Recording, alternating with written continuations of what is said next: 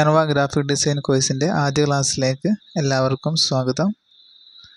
Kanva software install ചെയ്യാത്തവർ play store open ചെയ്തതിനു ശേഷം കാൻവ എന്ന് സെർച്ച് ചെയ്യുക. ശേഷം ഈ ഒരു സോഫ്റ്റ്വെയർ ഇൻസ്റ്റാൾ ചെയ്യാം.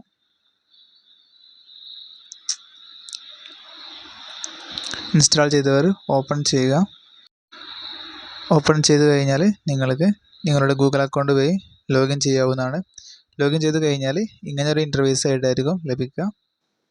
ഇനി ഇതിൽ നമ്മുടെ ഒരു ഡിസൈൻ സൃഷ്ടിക്കണം എന്നുണ്ടെങ്കിൽ താഴെ കാണുന്ന പ്ലസ് ഐക്കൺ, അതായത് ക്രിയേറ്റ് ബട്ടൺ ക്ലിക്ക് ചെയ്യുക.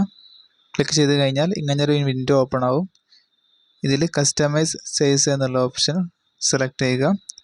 വിഡ്ത്ത്, ഹൈറ്റ് സ്ക്രീനിൽ കാണുന്ന പോലെ എൻ്റർ ചെയ്യുക. 1080 വിഡ്ത്ത് കൊടുക്കുക, ഹൈറ്റ് 1350 കൊടുക്കുക. ശേഷം ക്രിയേറ്റ് ന്യൂ ഡിസൈൻ എന്നുള്ള ഓപ്ഷൻ ക്ലിക്ക് ചെയ്യുക. ക്ലിക്ക് ചെയ്ത് കഴിഞ്ഞാൽ നമുക്ക് 1080 സൈസ് വിഡ്ത്തിലും 1350 ഹൈറ്റിലുള്ള ഒരു നോർമൽ പോസ്റ്ററിൻ്റെ ക്യാൻവാസ് ഇവിടെ ഓപ്പൺ ചെയ്ത് വന്നിട്ടുണ്ട്.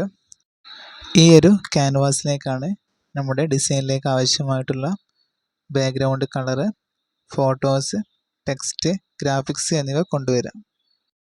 ആദ്യമായിട്ട് ബാക്ക്ഗ്രൗണ്ട് കളറ് സെറ്റ് ചെയ്യുന്നു. അതിനായിട്ട് ഈ ഒരു ക്യാൻവാസിലൊന്ന് ക്ലിക്ക് ചെയ്യുക.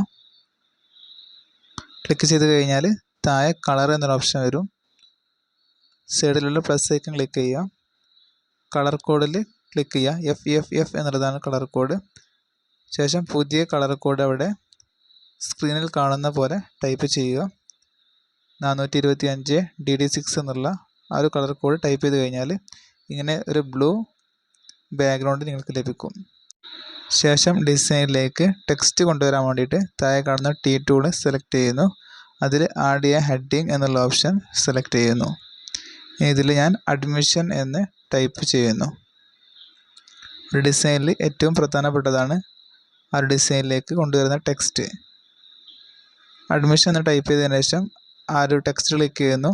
താഴെ കാണുന്ന 4 ഭാഗത്തേക്കുള്ള ആരോയിൽ ക്ലിക്ക് ചെയ്തിട്ട് ആ ഒരു ടെക്സ്റ്റിനെ ഞാൻ മുകളിലായിട്ട് കൊണ്ടുവെക്കുന്നു.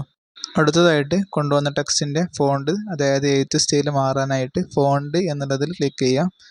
ശേഷം അവിടെ നിങ്ങൾക്ക് വേണ്ട ഫോണ്ട് സെലക്ട് ചെയ്യാം. താഴെ സ്ക്രോൾ ചെയ്ത് കഴിഞ്ഞാൽ ഒരുപാട് ഫോണ്ടുകൾ നിങ്ങൾക്ക് കാണാവുന്നതാണ്.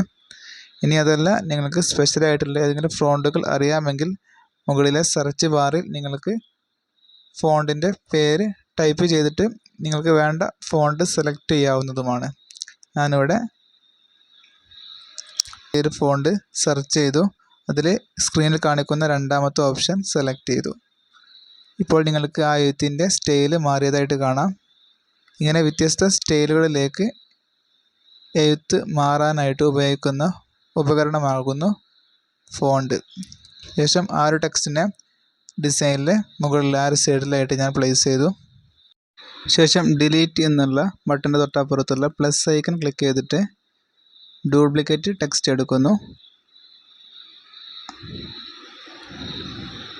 അഡ്മിഷൻ എന്നുള്ള ടെക്സ്റ്റ് ക്ലിക്ക് ചെയ്യുന്നു. ശേഷം ഡിലീറ്റ് എന്നുള്ളതിൻ്റെ തൊട്ടപ്പുറത്തുള്ള ആ ഒരു പ്ലസ് ഐക്കൺ ക്ലിക്ക് ചെയ്തിട്ട് അഡ്മിഷൻ എന്നുള്ള ടെക്സ്റ്റിൻ്റെ 3 ഡ്യൂപ്ലിക്കേറ്റ് ടെക്സ്റ്റ് ഞാൻ എടുത്തു. ഇനി രണ്ടാമത്തെ ടെക്സ്റ്റ് ഞാൻ എഡിറ്റ് ചെയ്യുന്നു. അഡ്മിഷൻ എന്നുള്ളത് മാറ്റിയിട്ട് ഓപ്പൺ എന്നാക്കുന്നു. ഇങ്ങനെ ഡ്യൂപ്ലിക്കേറ്റ് ടെക്സ്റ്റ് എടുത്ത് ചെയ്യാൻ കാരണം അഡ്മിഷൻ എന്നുള്ള ആ ഒരു ടെക്സ്റ്റിൻ്റെ സെയിം വലിപ്പവും ഫോണ്ടും ലഭിക്കാൻ വേണ്ടിയിട്ടാണ്. ശേഷം മൂന്നാമത് എഴുതിയിട്ടുള്ള അഡ്മിഷൻ എന്നുള്ള ടെക്സ്റ്റും സെലക്ട് ചെയ്യുന്നു. എഡിറ്റ് ക്ലിക്ക് ചെയ്യുന്നു. ശേഷം 2025 എന്നുള്ളത് ടൈപ്പ് ചെയ്യുന്നു. ശേഷം ടെക്സ്റ്റിൻ്റെ അലൈൻമെൻ്റ് ഒന്ന് കറക്റ്റ് ആക്കുന്നു.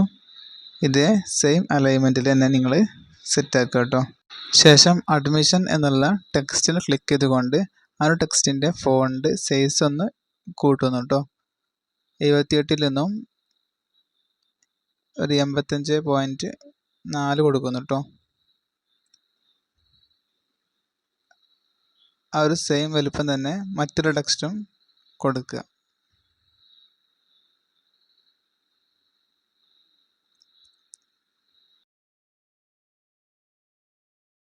ടെക്സ്റ്റിൻ്റെ അലൈൻമെൻറ്റ് കറക്റ്റ് ആക്കാനായിട്ട് ടെക്സ്റ്റ് ക്ലിക്ക് ചെയ്ത് താഴെയുള്ള ടൂൾ ബാറിൽ നെഡ്ജ് എന്ന ഓപ്ഷൻ ക്ലിക്ക് ചെയ്താൽ നമുക്കിങ്ങനെ ആരോ കീ പ്രസ് ചെയ്തുകൊണ്ട് ടെക്സ്റ്റിൻ്റെ അലൈൻമെൻറ്റ് വലത് ഭാഗത്തേക്കോ ഇടത് ഭാഗത്തേക്കോ കറക്റ്റായിട്ട് കൊണ്ടുവെക്കാവുന്നതാണ്.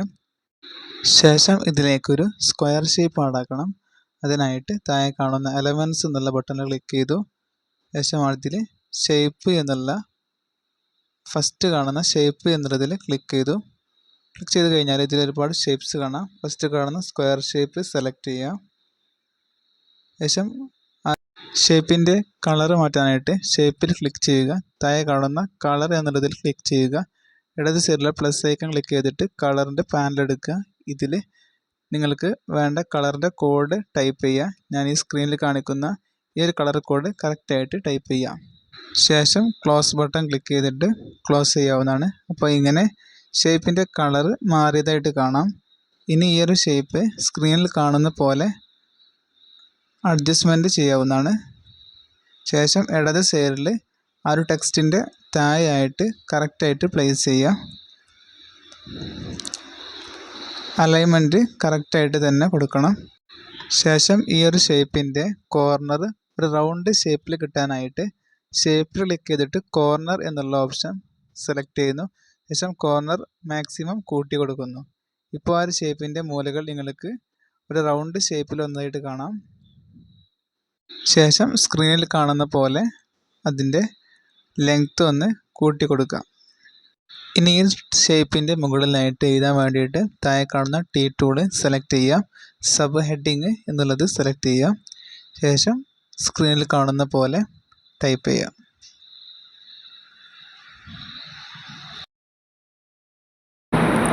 ശേഷം ആ ഒരു ടെക്സ്റ്റിൽ ക്ലിക്ക് ചെയ്ത് താഴെ കാണുന്ന ഫോണ്ട് സൈസ് എന്നിട്ട് സെലക്ട് ചെയ്യുക.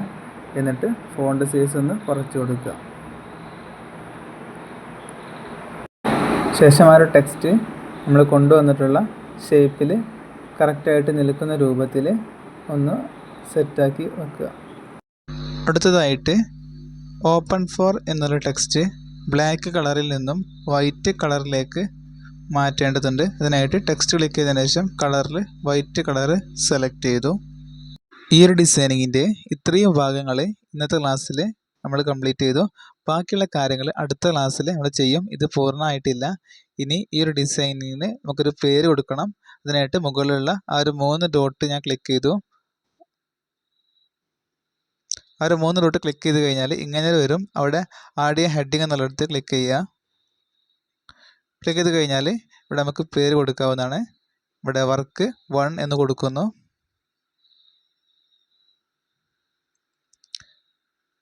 ശേഷം ബാക്ക് വന്നിട്ട് ഡൗൺലോഡ് ക്ലിക്ക് ചെയ്തിട്ട് ഈ ഒരു ഇമേജ് ഗാലറിയിലേക്ക് നമുക്ക് ഡൗൺലോഡ് ചെയ്തെടുക്കാവുന്നതാണ്.